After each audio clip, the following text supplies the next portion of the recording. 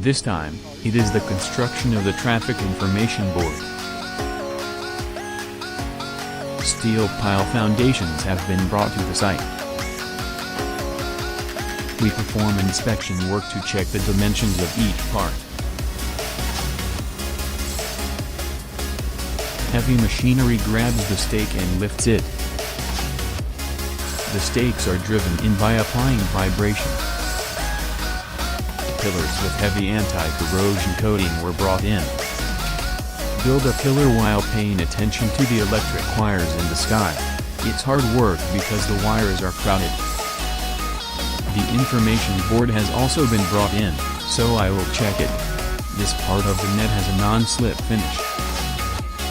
Pass cables such as the power supply through the arm. Next, we will attach the display board to the arm. After the installation is completed, we will hang it up.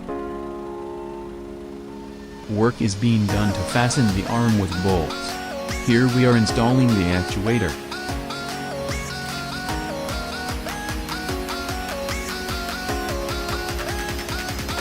After wiring work, check the wiring. Operation will start after all confirmation work is completed. Thank you for watching. Please subscribe to the channel.